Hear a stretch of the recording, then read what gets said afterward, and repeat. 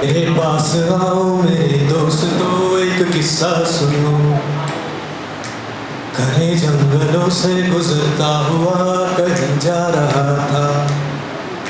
घने अरे आ गए आप लोग, पहचाना मुझे? अरे आप कैसे मुझे पहचाने? जी मैं सूत्रधार, इस नाटक का सूत्रधार। आपकी जानकारी के लिए बता दूं, सूत्रधार के किरदार को लेकर अलग अलग मत और मान्यता है। कुछ लोग कहते हैं एक ऐसा किरदार जो किसी विषय को धार देने की कोशिश करता है। वहीं कुछ लोग मानते हैं एक ऐसा किरदार जो पूरे नाटक को एक सूत्र में पिरोकर एक धार यानी तेजी देने की कोशिश करता है।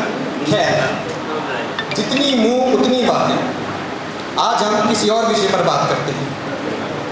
अक्सर हमारे आस पड़ोस में या रिश्तेदारी में कोई ना कोई 25-26 की उम्र पार करती हुई बिन बिहाई तलाकशुदा विधवा लड़की या महिला होती है, जिसकी चिंता का भार उसके घर परिवार के लोगों से ज़्यादा उसके आस पड़ोस को रहता है। जैसे कि वो कहाँ जाती है, कब जाती है, किससे मिलती है, पढ़ाई या नौकरी या फिर खूबसूरती का बड़ा घमंड करती है, वगैरह वगैरह। और जिसे वह अड़ोसी पड़ोसी समय समय पर जतलाना अपना परम कर्तव्य समझते हैं।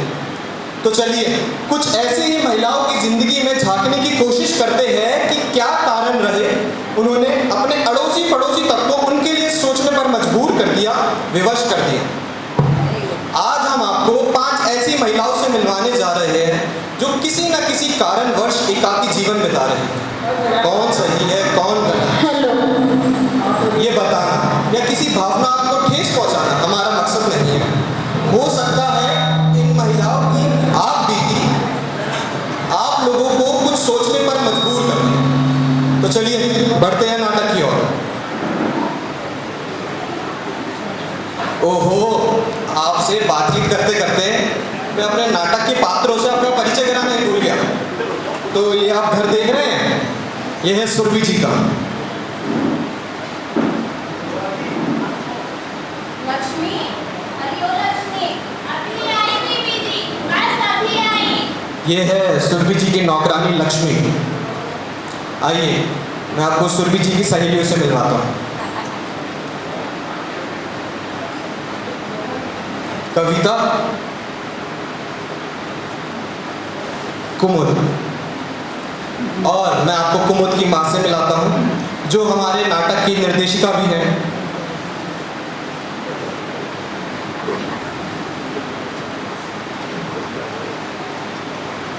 और बाकी रहे पुरुष पात्र, उनसे भी आपका परिचय हो ही जाएगा, लेकिन उसके लिए आपको पूरा नाटक देखना होगा।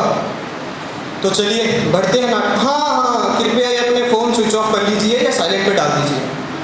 तो चलिए बढ़ते हैं नाटक की ओर। नाटक कही अनकही।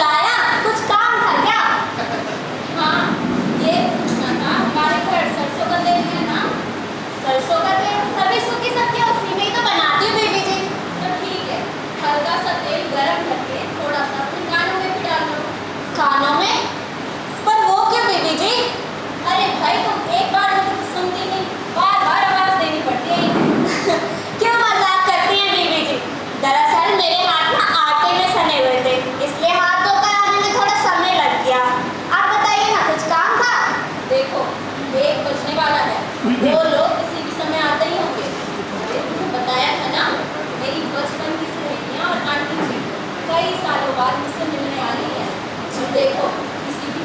कमी न रह जाए, ठीक है? आप निश्चिंत रहिए दीदी जी, मैंने ना सब तैयारी कर ली है। पहले उन्हें आ तो जाने दीजिए। सबसे पहले उन्हें गर्मा गर्म अदरक वाली चाय पिलाऊंगी, ठीक है ना दीदी जी? और जब तक आप कक्षा करोगी, मैं गर्मा गर्म फुलकों के साथ खाना परोस दूंगी, ठीक है ना? मैंने राजमा, चावल, रायता सब तैयार कर लिया है और सलाद भी काट के रख दिया है। आप पहले उन्हें आ तो जाने दीजिए, मैं सब संभाल लूंगी। हाँ लक्ष्मी, मुझे पूरा भरोसा है। जी दीदी। लक्ष्मी, लगता है वो लोग आ गए। हाँ। जाकर और वही लोग हो तो उन्हें अंदर ले आना। जी दीदी। तुम पानी लेने चल जाना, ठीक है ना? जी दीदी।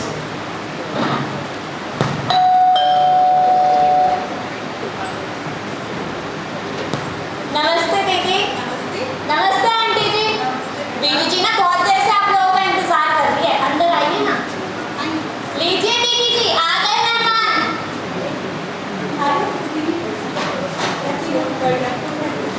नमस्ते आंटी जी।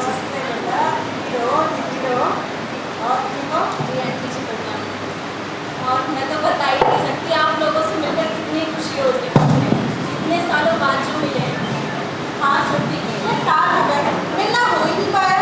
माँ मिली थी तो इन्होंने मुझे याद दिलाया, फिर हमने तुमसे मिलने का प्लान बना लिया और सब ठीक है ना? ठीक है, आप बैठे ना। माँ लीजिए लीजिए मैडम।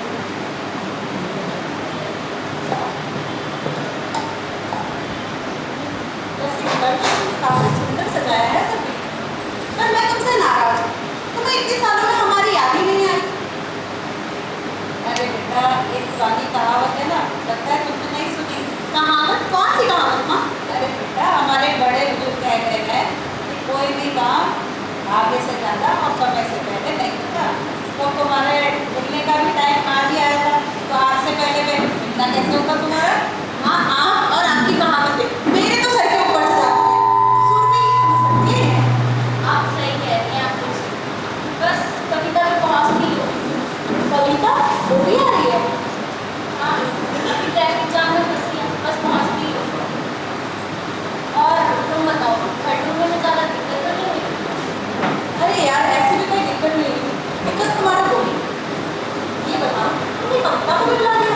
तुम्हें तो पता है ना, उसमें मेरी पत्नी नहीं ज़्यादा। कॉलेज में तो हम एक दूसरे को बिल्कुल पसंद नहीं करते थे।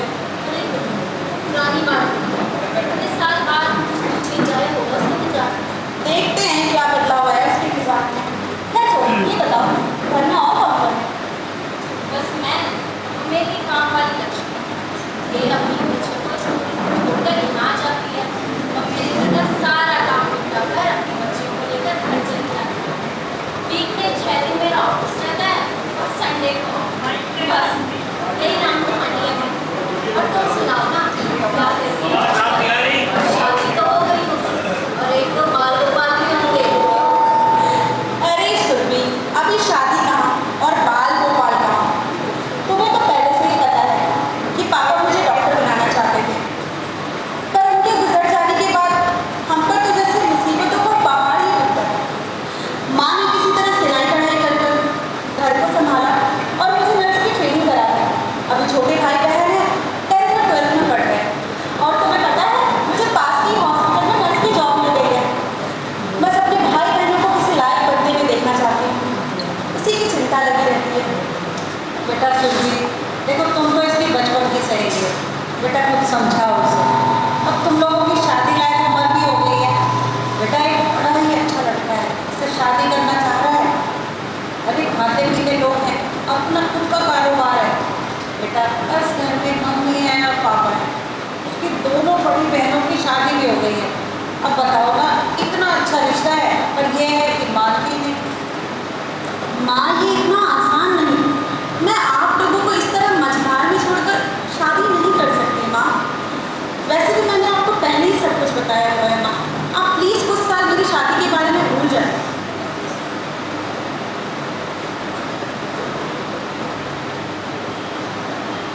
मैसेज है कविता मैडम का, अभी तक ट्रैफिक जाम में फंसी है। हाँ भाई, VIP तो ठहरी, 12वीं एंट्री ली थी। वैसे सभी नर्स के बारे में कुछ खास जानना नहीं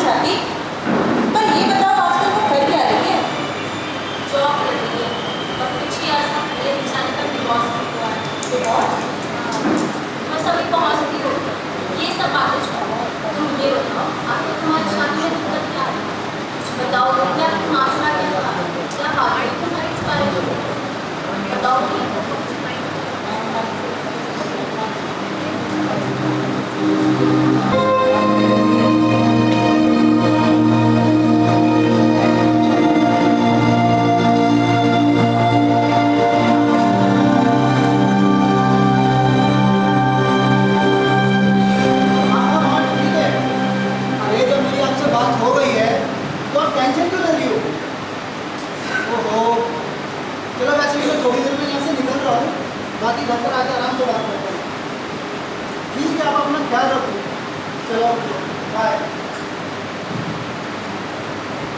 तो जरा माता को अच्छा अच्छा, वैसे सिद्धार्थ जी, हाँ, आपने मुझे यहाँ क्यों बुलाया? कोई खास बात है क्या? काफ़ी टाइम से मैं तुमसे कुछ कहना चाह रहा था। वैसे तुम बुरा तो नहीं मानोगे? हाँ हाँ, बिल्कुल कहिए। और वैसे भी सिद्धार्थ जी, बात सुनने पर ही पता चलेगा ना कि बात बुरा मानने वाली है या नहीं। अरे सिद्धार्थ जी, हाँ तो चुप ही हो गए। कहिए ना, क्या बात है? तो दरअसल बात यह है कि हाँ कहिए। मैं तुमसे बहुत प्यार करता हूँ। प्यार? Yes, I am in love with you. और मैं तुमसे शादी भी करना चाहता हूँ। शादी? हाँ, शादी। सिद्धार्थ जी, अचानक ये शादी का ख्याल कैसे आया आपके मन में? कोई बात है क्या? जिस तरह से तुमने मेरा ध्यान रखा हॉस्पिटल में जब मेरा एक्सीडेंट हुआ, तो वो मैं कभी नहीं भूल सकता। इवन मैं डॉक्टर हरीश का भी बहुत बड़ा एहसानमंद रहूँगा, जिन्होंने मुझे मौत के मुंह से बचा दिया। वरना सबने तो मेरे बचने की आस ही छोड़ दी थी। सिद्धार्थ जी, मैंने जो भी किया वो मेरा फर्ज था, मेरी ड्यूटी थी। आपकी जगह कोई और होता तो भी मैं यही करती। और रही बात शादी की, तो सिद्धार्थ जी, मैं अभी शादी नहीं कर सकती। क्यों? क्योंकि मुझ पर मेरी माँ और भाई बहनों की जिम्मेदारी है। अरे कुमुद, तो उनकी जिम्मेदारी तो हम शादी करके भी निभा सकते हैं ना। वो कैसे सिद्धार्थ जी? अरे हर महीने उन्हें कुछ फाइनेंशियली सपोर्ट कर दिया करेंगे। लेकिन लेकिन से क्या मतलब है आपका? लेकिन कुमुद, तुम्हें ये नर्स की जॉब छोड़नी पड़ेगी। जॉब छोड़नी पड़ेगी? इससे क्या मतलब है आपका सिद्धार्थ जी? बात दरअसल ये है कि मैंने तुम्हारे बारे में अपनी माँ से बात की थी। अच्छा, आपने अपनी माँ से मेरे बारे में बिना परमिशन के मुझसे बात भी कर ली? हाँ, सोचा क्यों ना पहले माँ की ही परमिशन ले ली जाए। तो क्या कहा उन्होंने? लेकिन उन्हें तुम पसंद हो, बेहद पसंद हो, लेकिन तुम्हारा ये नर्स का जॉब नहीं। मैं पसंद हूँ पर मेरा जॉब नहीं। ऐसा क्यों सिद्धार्थ जी? कोई तो वजह होगी उनकी नापसंद की। वजह है, एक नहीं बहुत। दरअसल हमारे खानदान की औरतों ने कभी कोई जॉब नहीं की, या ये कहना बेहतर रहेगा कि ऊपर वाले की कृपा से कभी किसी को जॉब करने की जरूरत ही नहीं पड़ी। सिद्धार्थ जी, मेरी बात का बुरा मत मानिएगा, पर आज जो आपके जीते जागते मेरे सामने खड़े हैं ना, वो भी मेरी इसी जॉब की वजह से। आपको और आपके घर वालों को मेरे जॉब के प्रति आदर भाव रखना चाहिए, एहसानमंद होना चाहिए। और आप भी मुझे ये जॉब छोड़ने के लिए कह रहे हैं। और वैसे भी सिद्धार्थ जी, मेरी माँ बहुत खुददार औरत है। हर महीने आपसे पैसे लेने में उन्हें संकोच होगा, और उन्हें ऐसे देखते हुए मुझे तकलीफ होगी। तो बेहतर होगा कि आप अपनी माँ की पसंद की किसी लड़की से शादी कर लीजिए और मुझे भूल जाइए। अरे कुमुद, तुम तो बुरा मान गए। बात दरअसल ये है कि मेरी माँ थोड़े पुराने ख्यालात की हैं। उन्हें लगता है कि नर्स की जॉब में टाइम पे टाइम हॉस्पिटल जाना पड़ता है और नाइट शिफ्ट भी करनी पड़ती है, तो तुम्हारा पूरा फोकस फैमिली पर नहीं होगा। खैर, उम्र के इस पड़ाव में उन्हें समझाना थोड़ा मुश्किल है, फिर भी मैं उनको समझाने की कोशिश करूँगा। वैसे तुम ही अपना ये डिसीज़न क्यों नहीं चेंज कर रही? सिद्धार्थ जी, आपको जैसा कि मैंने पहले ही बताया था कि मैं अपनी ये जॉब नहीं छोड़ सकती, क्योंकि मुझ पर मेरी माँ और भाई बहनों की जिम्मेदारी है। तो ये जॉब तो फिलहाल मैं नहीं छोड़ सकती। और मैं आज की लड़की हूँ, घर और काम दोनों संभालना चाहती हूँ, और मैं ये भी नहीं चाहती कि आप मेरी वजह से अपनी माँ का दिल दुखाएं। तो बेहतर होगा कि अपनी माँ की पसंद की किसी लड़की से शादी कर लें और मुझे भूल जाए। अच्छा, वैसे समय क्या होगा सिद्धार्थ जी? 10:30। सिद्धार्थ जी, मैं चलती हूँ। माँ राह देख रही होगी मेरा। आप अपना ख्याल रखिएगा और मेडिसिन टाइम पे लीजिएगा। बाय।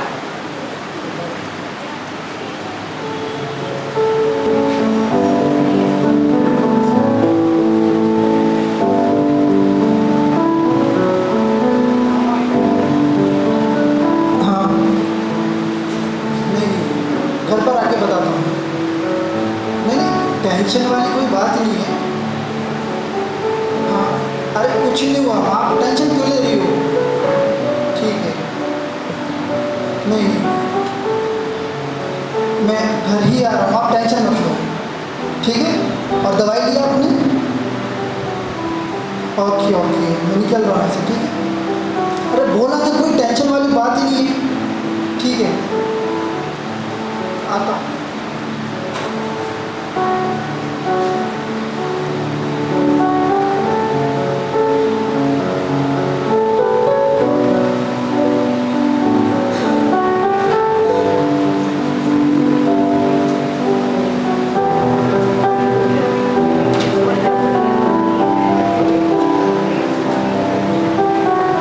बेटा, सिद्धार्थ बहुत अच्छा लड़का है। बेटा वो तुम्हें बहुत चाहता है, लेकिन अपनी माँ की जिद की वजह से तुम्हें जॉब छोड़ने के लिए कह रहा है। बेटा तुम तो जानती ही हो ना, बड़े लोगों के विचार बदलना कोई इतना आसान नहीं है। तुम तो इसके बचपन के सगे हो। बेटा तुम ही कुछ समझाओ, मैं तो बार बार समझा के थक चुकी हूँ। माँ, आज उन लोगों को मेरी नर्स की जॉब से प्रॉब्लम है, कल उन्हें तुम्हारे बुटीक से प्रॉब्लम होगा। क्या मैं तुमसे कह पाऊंगी कि तुम अपना काम छोड़ दो? नहीं ना माँ। माँ, उनके घर के तौर तरीके बहुत अलग है, रहन सहन अलग है। माँ, मैं किसी ऐसे लड़के से शादी नहीं करना चाहूँगी जिसको मेरी जॉब से प्रॉब्लम हो, जिसके घर वालों की मेरी जॉब की वजह से नाक कटती हो। माँ, मैं तो ऐसी लड़की से शादी करना चाहूँगी जिसको मैं जैसी हूँ, जैसा काम कर रही हूँ वैसे पसंद है, जिसके घर वालों की मेरे काम की वजह से नाक न नीचे होती। हाँ, आप उदास मत होइए, मैं आपको ऐसे नहीं देख सकती। अभी फिलहाल आप इस बात को भूल जाइए।